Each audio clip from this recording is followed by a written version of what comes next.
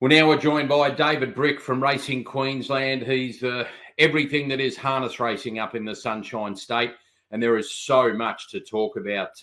David, welcome, and we've got a lot to get through in this chat.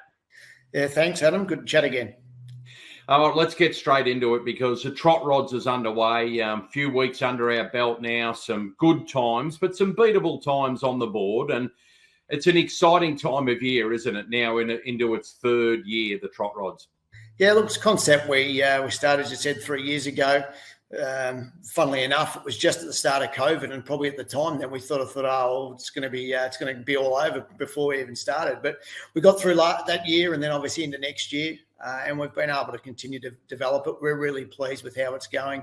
Look, it's 20 races out of 3,000 we run, so it's only a really small snapshot of the industry, but we think it's a good opportunity to trial things.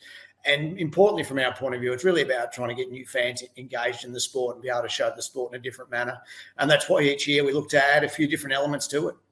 And you've done that. We've got the timing line, if you like, or like a little bit as it's been referred to in the Olympics with that swimming line. I think that's a wonderful addition, and it's going to be massive on that final night, isn't it? When we're watching them all unfold, those 10 races on the last night of it. Yeah, absolutely. I mean, that's something we've been doing in conjunction with PSP, and Tony Balletta has been doing a power of work on that. There's a few teething problems early days, but we think we'll be able to introduce that from this Wednesday. But as you said, as we move close, and we've structured the series this year to try and make sure that there's it continues to heighten right to the end, and hopefully the time maybe at beaten in the last race. So where that time to beat line will obviously come into play.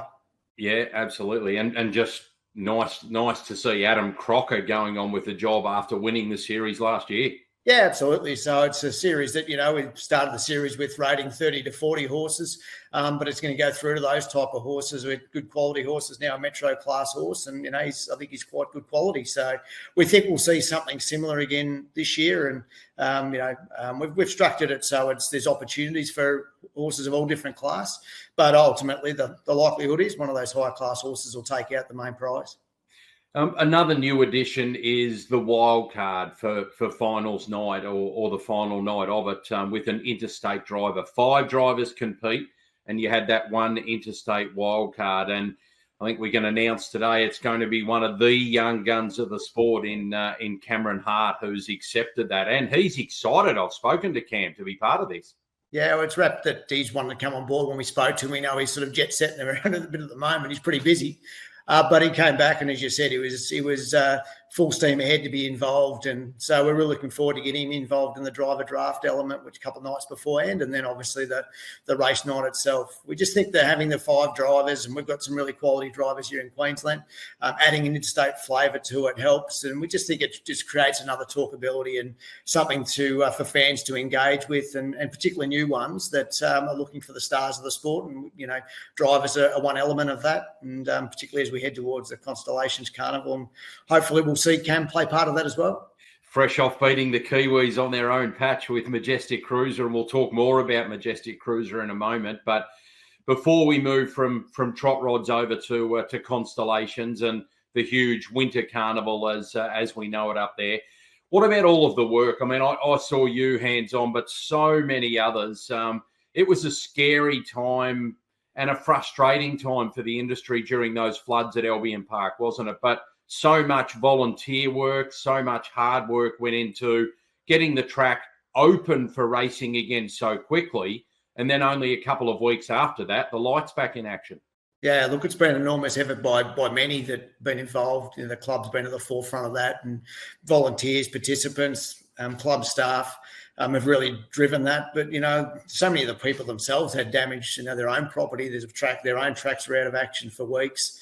So the whole industry, it really impacted everyone across, and being an industry that's by and large in the southeast corner of Queensland, there weren't too many that weren't missed by it in some shape or form. So to be able to get back on our feet as quick as we have, and we see the greyhounds even at Albion Park, they look like resuming this week. It's almost, 10, 12 weeks since it happened. So it just gives you an enormity of the damage that was caused, but, the work that's gone into it. And I think we should also mention the Redcliffe and Marburg clubs, that they had to carry the load for 6 to 8 weeks. And, pretty much we didn't miss a beat. We missed a few meetings early on just because of the volume of rain. But after that, we're able to continue to race, which is great. And David, I could imagine Saturday night, Black Sedans comes out, breaks the track record. I reckon the track staff and everyone who was part of getting the track back, there would have been a little bit of fist pumping behind the scenes there. Yeah, no doubt. It's great. And it's great for it to be a Queenslander. And as you said before, we head into the carnival. He's one that I'm sure would put his hand up. He's going on 5 now. And I think he's a really good horse that, that the industry here can jump on the back of as they have Colt 31 and the like. So I'm looking forward to him, showing up through the carnival. But I'm sure there'll be plenty of competition. And as you've done with Trot Rods, you continue to evolve the Constellations Carnival as well. We've chatted previously about a few enhancements this time round. Yeah, that's right. And similar, as you said, Trot Rods, the need to continue to evolve is important right across our industry. And I think, while we put a fair bit of work in over the last couple of years to really develop that carnival, it's certainly not finished. And we'll continue to look at ways we can enhance that. For example, this year we'll introduce the Queensland Sun, so an automatic qualifier for Queensland horse into the Rising Sun. And adding other elements such as a race meeting at Marburg to pay respect and homage to the grassroots level of the sport, and we'll have some feature races for those horses and participants as well, because we want them to be involved in it as well. It's a whole industry aspect, and while I guess the stars ultimately will be the elite horses, but we want everyone to be involved and feel part of it.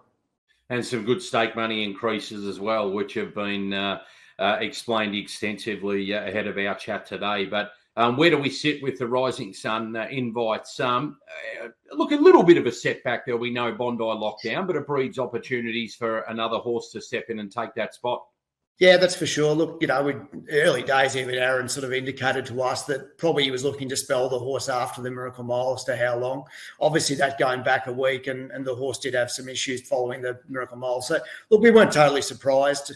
The invite aspect does enable us to create some talkability about the race. So that opens up another opportunity, another chance for us to invite another horse.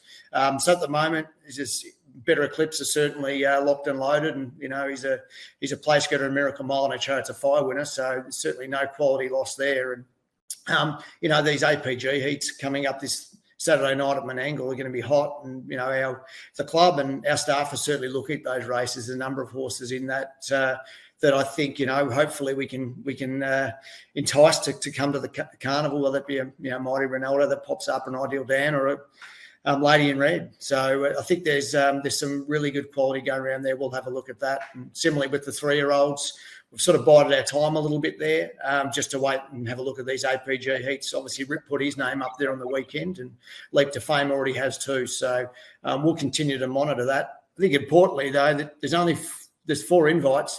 There's 7 others that'll go into the manual field selection as per usual. So we're more than happy to people put their hat in the ring, and our handicappers will go through that at nomination time. And obviously the last slots there for Queensland are through the Queensland Sun. So we mentioned Cam Hart, Jason Grimson beating the Kiwis in that Group 1 Messenger last Friday night. It's so hard and so rare for Australians to do that.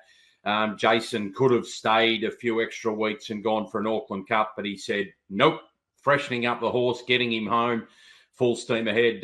Jason's not just taking Majestic Cruiser, but he's got a huge team, Sugar Apple and a couple of other horses as well. Obviously that his Ideal Dan is one that he's hoping to get into the Rising Sun. So, and Cam Hart will be very much part of the team. So that's exciting, because with no King of Swing, the door's open for a new star, and Majestic Cruiser's putting his hand up. Yeah, for sure. Very impressive, as you said. He's been very impressive in New Zealand. Probably start before last, he sort of needed a little bit of work to get around the track, but he obviously worked that out pretty quickly. And, his run in the race was second to none, really. He only just got beat. So it'd be great to have a horse like him head this way.